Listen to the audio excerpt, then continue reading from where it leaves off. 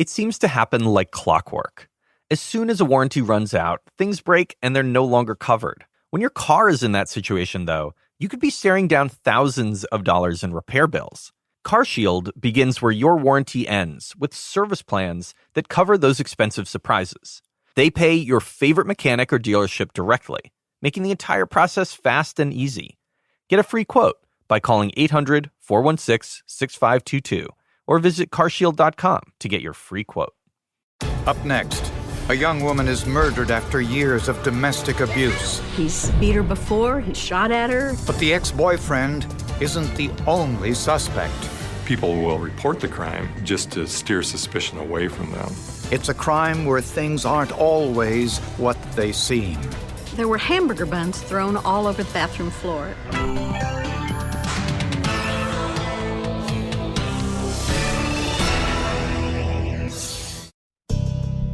Even as a youngster, Christina Sanubain had dreams of working in the news business. Christina just want to be a journalist. She said, Mom, I cannot be a doctor for you. Mom, I cannot be a lawyer for you. But her plans were stalled by an unexpected pregnancy in her senior year in high school. She'd made some bad choices with the people she associated with and the kinds of things she did for recreation, including a fair amount of drug use, it appeared.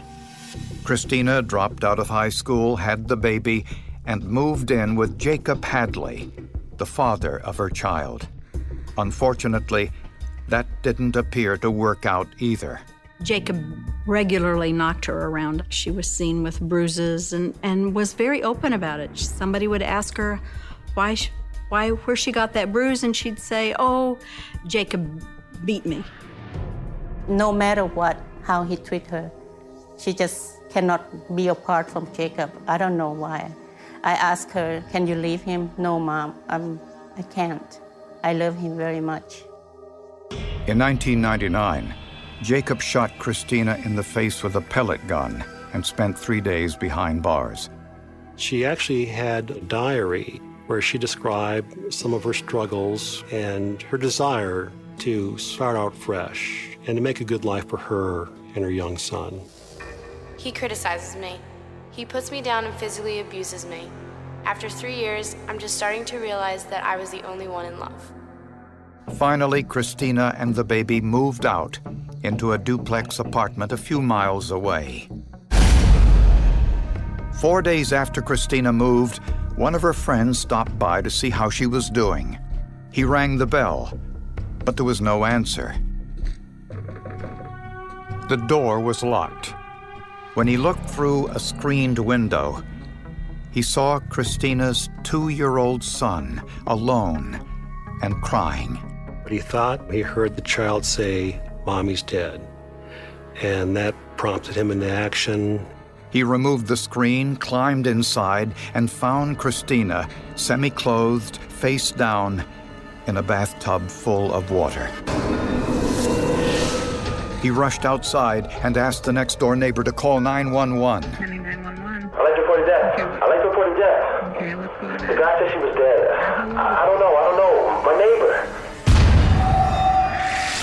Christina was pronounced dead at the scene. The child possibly witnessed his own mother's murder, and that's horrifying to me. Investigators found evidence that the initial attack took place in the kitchen. The victim's sandals were found squarely in the middle of the kitchen. It was almost as though she was struck with such force that it knocked her right out of her sandals. Our crime scene investigators found a metal collar that could have belonged on a frying pan handle. She was hit with such force that it knocked her teeth out. Christina had been stabbed to death with a knife, but no knife was found at the scene. At first, I got mad at God. Why you let her die this way? Why you take her away from me this way? To investigators, it was clear the killer had tried to hide his tracks. While cleaning up, however, he tracked the bloody footprints all over the bathroom floor, into the kitchen and back. It was a curious thing why he was barefoot. We just really weren't sure. And there was something else. extremely unusual in the bathroom. There were hamburger buns thrown all over the bathroom floor. It looked like a bag of hamburger buns had just been opened and tossed around. But they couldn't find the wrapper anywhere in the apartment. You have to wonder what goes through a person's mind that kills someone and then leaves a child behind to sit there in that bloody crime scene. Christina's ex-boyfriend, Jacob, was the prime suspect. Jacob certainly had motive. They had separated, they had a rocky past. Everybody thought, in my family, thought that Jacob did it.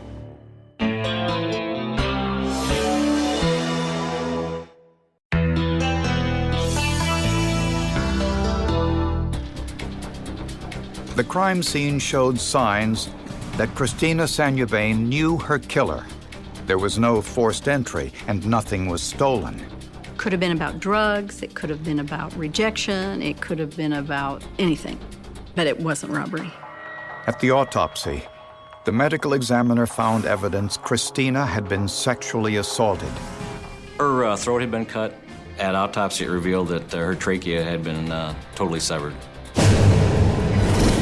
When a knife is used on a victim, that's very much up close and personal. There was no toxicology screening test done on Christina, and this was because Dr. Ehlers could not get any blood. An X-ray showed a metal pellet lodged in Christina's face, a stark reminder of the time her ex-boyfriend Jacob Hadley shot her with a pellet gun just 18 months earlier. They had a fight all the time, and who's going to kill her except Jacob? The most dangerous time for a domestic abuse victim is shortly after she tries to make a clean break from her abuser, and she had just done this in a big way. She had moved away. Investigators interrogated Christina's ex-boyfriend Jacob immediately after her murder. He said that on the night of the murder, he was a half hour away. Jacob produced two very credible witnesses to testify that he had been drinking with them. As a matter of fact, they were members of the University of Iowa women's track team. But the medical examiner estimated the time of death could have been any time between 9 p.m. and 3 a.m., and not all of Jacob's time could be accounted for. The evidence at the crime scene indicated the perpetrator was probably someone Christina knew. Other evidence suggested it was someone who lived close by. For example, the killer wasn't wearing shoes. When you have a barefoot print in blood, it's obviously someone that's close to the scene, whether it's someone that lives in the residence or someone close by. People generally don't run around barefoot as a matter of course. And inside the bathroom, investigators found a possible explanation for why the hamburger buns were there. They found the clip to the hamburger buns on the floor in the bathroom, so it appeared that the hamburger buns had been opened in the bathroom. But they never found the bag that the hamburger buns came in. We surmised that the killer may have used the wrapper to wrap the knife in so that as he carried the knife out of the apartment, it wouldn't drip blood anywhere. This was yet another clue that the killer lived nearby. Not only did he have bare feet, but he was concerned about leaving a blood trail, possibly one leading straight to his door. This pointed towards two men who hadn't previously been thought of as suspects. The man who claimed he found Christina's body, 32-year-old Todd Hale, and Christina's next-door neighbor, Carlos Robinson, who had called 911. Both men knew one another since they both helped Christina move into her apartment 3 days earlier. Investigators had been suspicious of Todd Hale's claim that he'd been able to enter Christina's apartment through a small window opening without disturbing the items on the entertainment center inside. We thought for Todd to get in through that window, he would have to maybe have an acrobat's physique, which he did not. Todd, they felt might have been a suspect because of the way he entered the apartment. He wasn't invited in. He opened the window, removed the screen, and snaked himself in through this small opening. So they asked him to do it again while they watched. We allowed him to demonstrate how he was able to climb through that window and around the entertainment center. And he was able to do that even wearing some steel-toed work boots. Hale got inside again without touching any of the items on the entertainment center. It was a little bit amazing watching him do that. It was like watching a burglar in action. Next, police asked Christina's neighbor, Carlos Robinson, to provide a routine statement, and he willingly complied. Investigators described him as being very helpful, very cooperative. When the police left the room, of course, they keep their eye on him. He got down and began praying. And that doesn't happen very often, I don't think.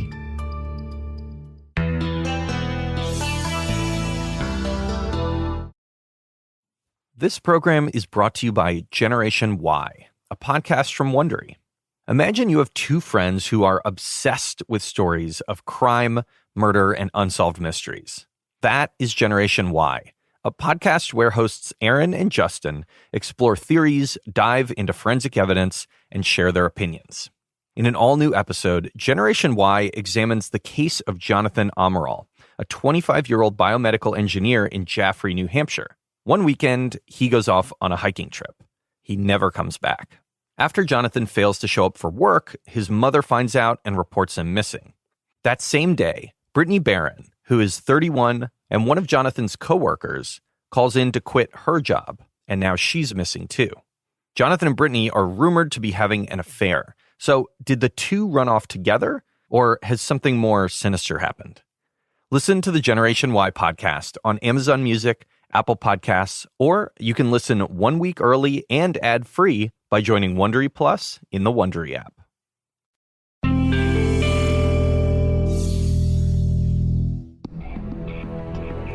Investigators had 3 suspects in the murder of Christina Sanubane. Her ex-boyfriend, Jacob Hadley, who had previous arrests for physical violence against Christina. He's shot at her. He's beat her several times. She has restraining orders against him. The other 2 included the man who found Christina's body and Christina's next-door neighbor who called 911. Sometimes people will report the crime just to steer suspicion away from them. But investigators needed forensic evidence to compare to these suspects and were fortunate to find some footprints at the scene. You can't see the prints really with the naked eye unless you're really looking. And I'm sure that the suspect never realized that he had left so many prints behind in his haste to collect the physical evidence that he thought might be damning. These bare footprints, which contain ridge detail, can be identified belonging to a specific person just as a fingerprint would. So Jacob Hadley, Todd Hale, and Carlos Robinson were asked to provide their prints. We brought Jacob, Todd, and the neighbor down to the Identification Bureau and took footprints from all 3 of them. Todd Hale's footprints didn't match. Jacob Hadley's footprints didn't match either. Well, then there was Carlos, and it struck me as I inked Carlos's feet and asked him to step down from the chair onto the paper, and he was reluctant to do that. Carlos walked down one side of the paper and then walked over the footprints he'd just made. Something's just not right here. It wasn't hard instructions to understand and follow. It's almost like he was trying to obliterate his known footprints.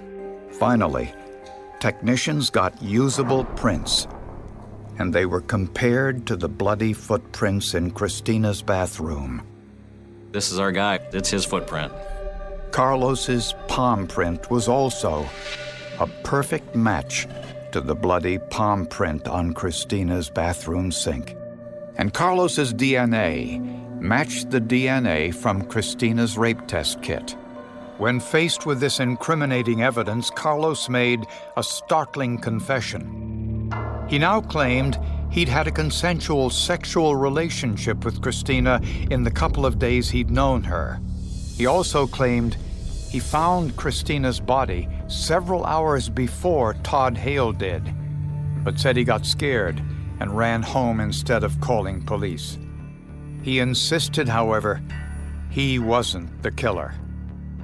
His story for not calling 911 was that he was a black man and he was scared that he would be framed for the murder. The medical examiner estimated Christina Sanubane was